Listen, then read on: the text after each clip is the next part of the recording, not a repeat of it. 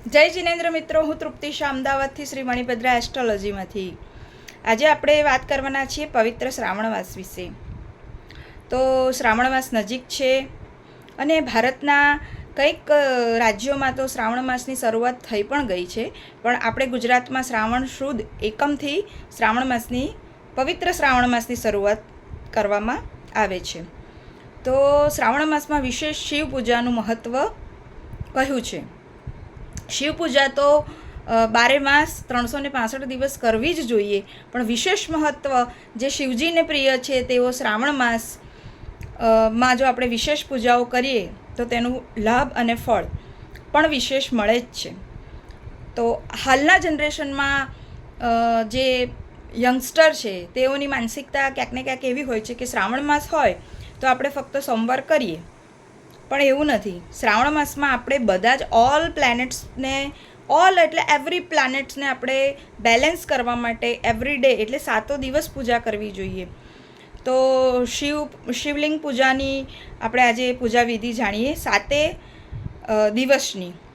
તો સોમવારે આપણે શિવલિંગ પર ગળ્યું દૂધ, જેમાં સાકર યુક્ત હોય, મિશ્રિત સાકર હોય, અને થોડા ચોખા ઉમેરી અને આપણે શિવલિંગને અર્પણ કરવા. મંગળવારે આપણે ચંદનથી શિવલિંગ પર સ્વસ્તિક બનાવો. બુધવારે બીલીપત્રનું પાન લઈ તેની ઉપર 3 ઇલાયચી મૂકવી. તેનાથી આપણી વેલ્થ વધે છે, તેનાથી આપણા ફાઇનાન્શિયલ જે ક્રાઇસિસ હોય તે પણ દૂર થાય છે. ગુરુવારે આપણે શિવલિંગ પર પીળું પુષ્પ અને થોડી ચણાની દાળ અર્પણ કરવી. શુક્રવારે આપણે શિવલિંગ પર ગાયના શુદ્ધ ઘીથી સ્વસ્તિક બનાવવો.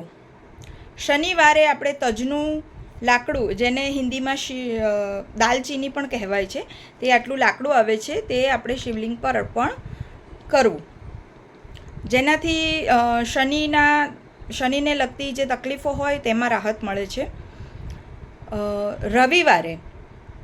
રવિવારે આપણે શિવલિંગ પર કેસરયુક્ત ચોખા એટલે કેસરથી અક્ષતને પલાળીને પછી સુકાય એટલે બીજે દિવસે મહાદેવજીને અર્પણ કરવા.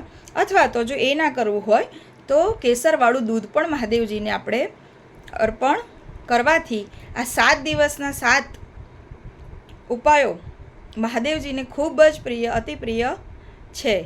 તો જરૂરથી આ વખતે શ્રાવણ માસમાં આ પ્રયોગો અને આ બધી જ વિવિધ સામગ્રીથી પૂજા કરજો. અને જરૂરથી આ ઉપાય તમને ગમ્યા હોય તો મને કોમેન્ટ કરીને જરૂર કહેશો. Thank you very much. પ્રણામ. જય જિનેન્દ્ર.